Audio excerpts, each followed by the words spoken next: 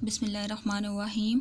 अस्सलाम वालेकुम। Biology chapter number 4 cells and tissues. ठीक है, टॉपिक हमने स्टार्ट किया हुआ था कि passage of molecule into and out of cells. ठीक है, कि जो हमारी बॉडी के अंदर या कौन कौन से ऐसे मॉलिक्यूल हैं जो सेल के अंदर या बाहर मूव करके जाते हैं किन किन प्रोसेस से। ठीक है, वो पीछे हमने पढ़ लिए थे, डिफ्यूजन, ऑस्मोसिस, ठीक है, वो सारे। तो आज हम देखते हैं फ़िल्ट्रेशन। ठीक है, फ़िल्ट्रेशन, अब लफ्ज़ फ़िल्ट्रेशन निकला ही किससे है? फ़िल्टर करने से।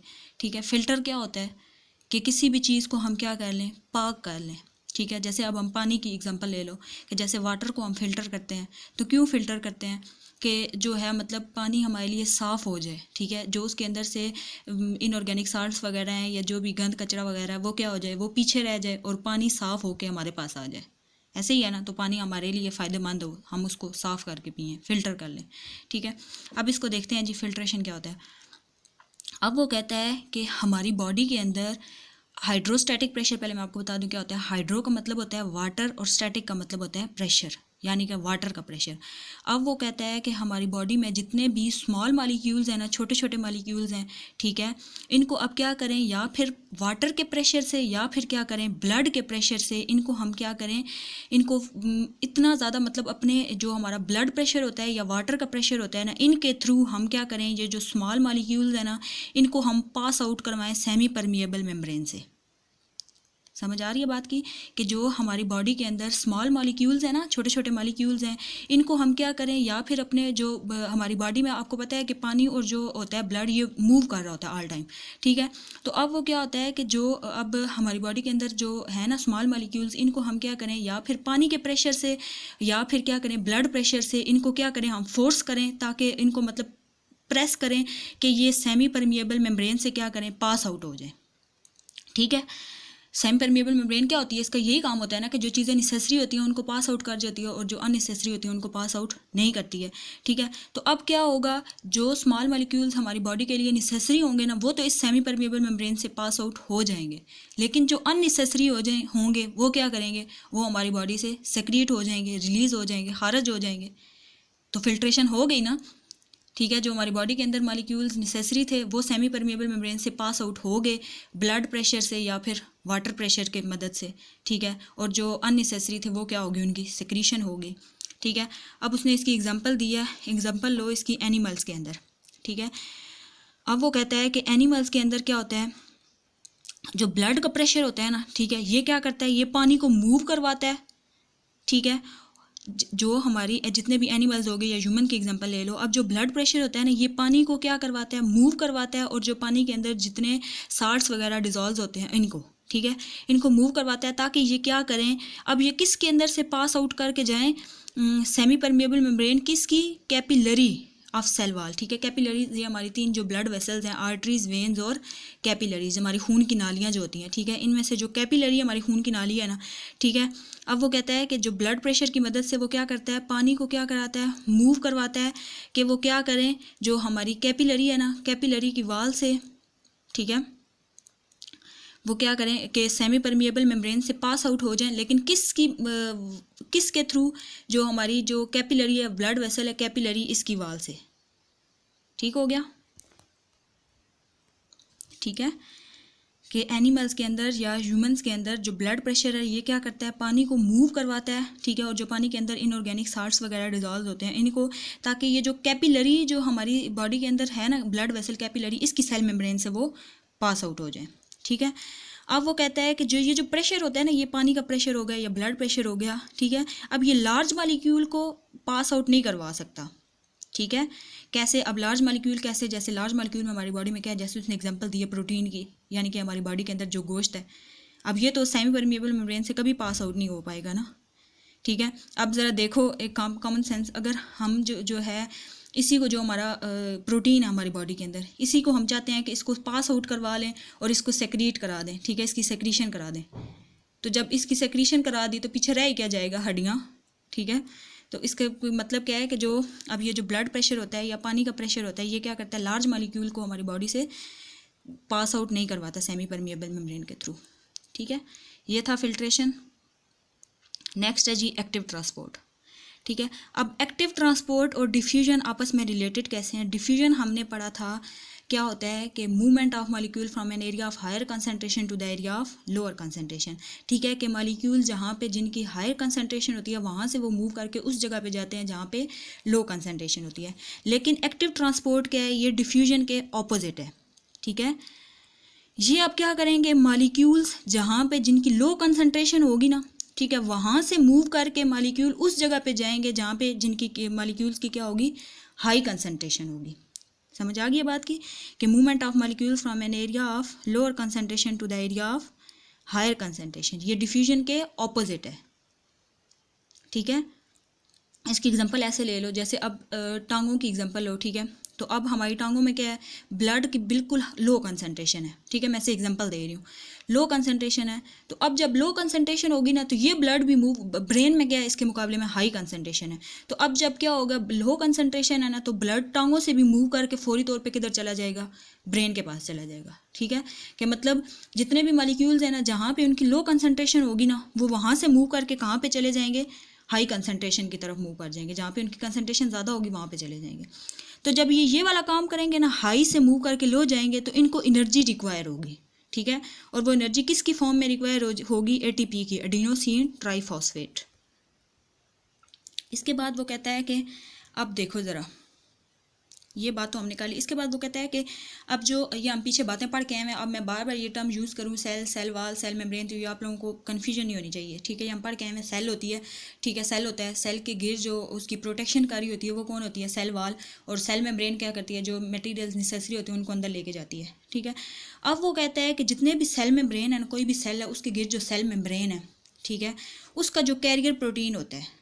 ठीक है, कैरियर प्रोटीन क्या होता है, कैरियर प्रोटीन आप यूँ समझ लो कि ऐसा ब्लॉक, ऐसा रास्ता जिसके थ्रू मॉलिक्यूल्स मूव करके जाते हैं।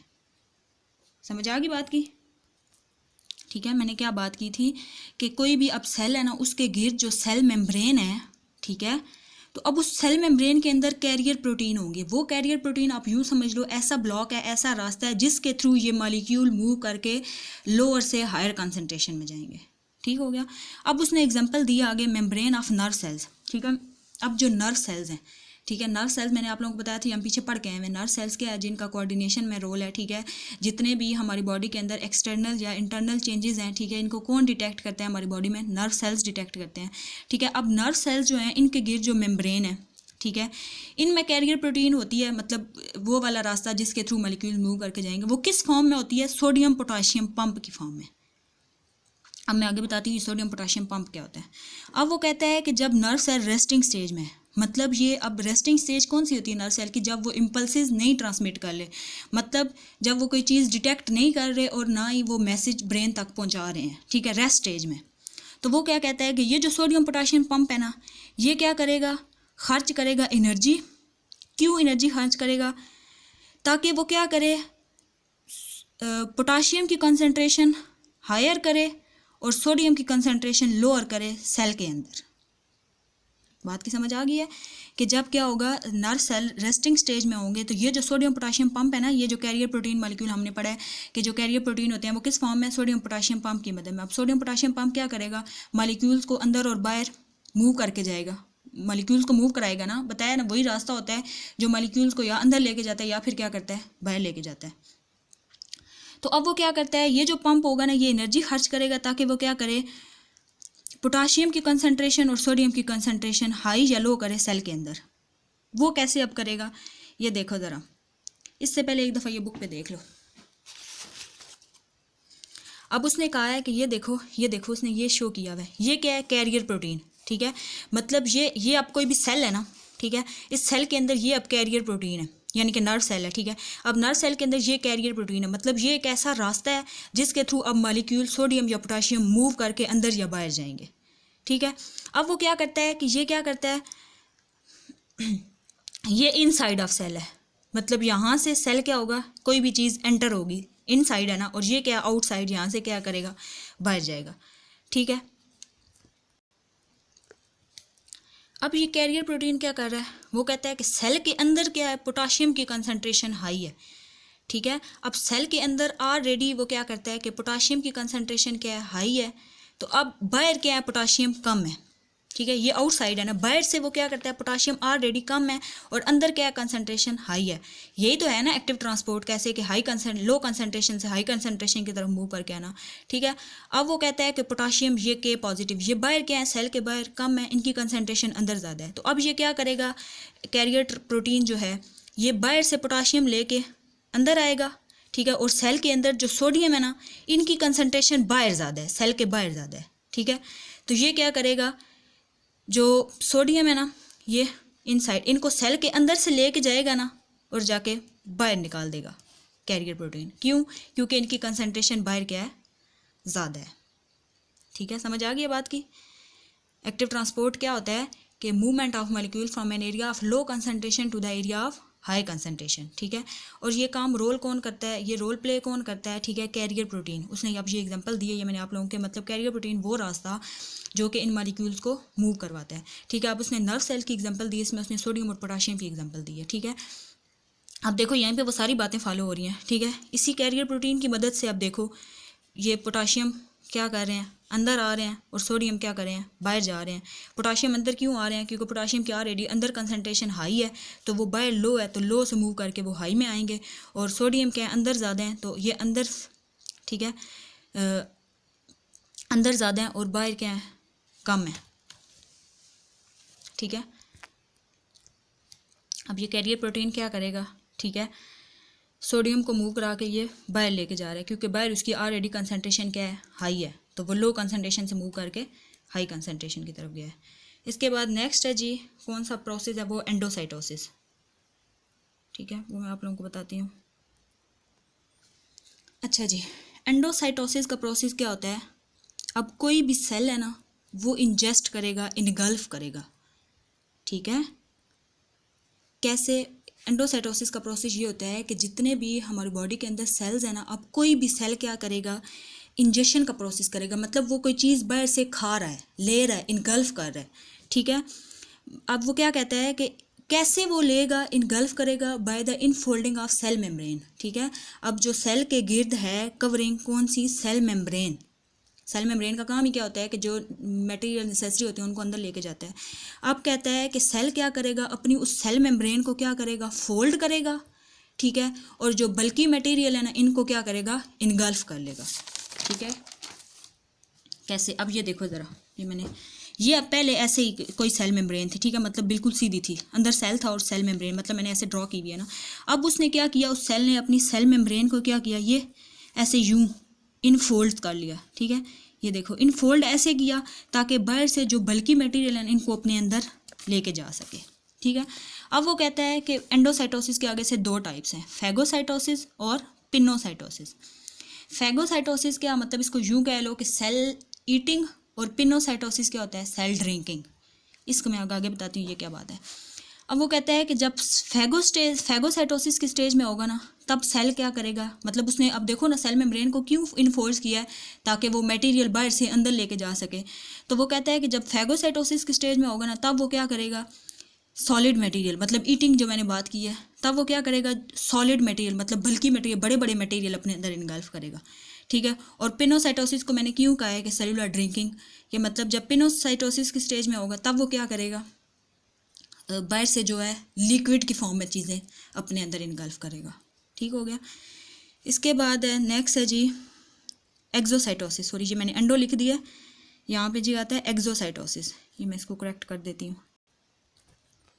ठीक है, एक्सोसाइटोसिस, अब एंडो और एक्सो, ठीक है, एंडो का क्या मतलब था, देखो किसी भी चीज़ को बाहर से अंदर लेके आना, और एक्सो क्या है, प्रोसेस थ्रू विच बल्कि मटेरियल इज एक्सपोर्टेड। अब क्या करेगा कि जो अंदर मटेरियल है ना, ठीक है, उसको क्या करेगा, बाहर फेंक देगा।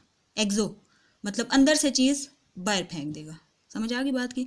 अब वो क्या कहता है कि एक्सोसाइटोसिस के प्रोसेस के थ्रू क्या होगा, अब एंडोसाइटोसिस देखो, सेल मेम्ब्रेन एक तरह की लॉस्ट ही होगी थी ना, रप्चर हो गई थी। कैसे, जब उसने इन फोल्डिंग्स बना ली थी सेल मेम्ब्रेन की, ठीक है, इन फोल्डिंग्स बना ली थी ताकि वो मटेरियल्स को अपने अंदर ले गया है। ठीक है, तो अब जब इन फोल्डिंग्स बना ली थी, ठीक है, तो वो वाली जगह अब क्या होगी, रप्चर होगी ना।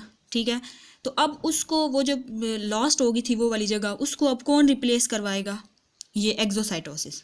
ठीक है, ये देखो ना, this process adds new membrane which replaces part of cell membrane lost during endocytosis. ठीक है, जब उसने सेल मेम्ब्रेन को इनफोल्ड कर लिया था तो वो लॉस्ट ही होगी थी ना। तो अब जो एक्सोसाइटोसिस का प्रोसेस होगा ना, ये उस सेल मेम्ब्रेन को क्या करेगा, नई सेल मेम्ब्रेन से रिप्लेस कर देगा। ठीक है, ये था हमारा टॉपिक।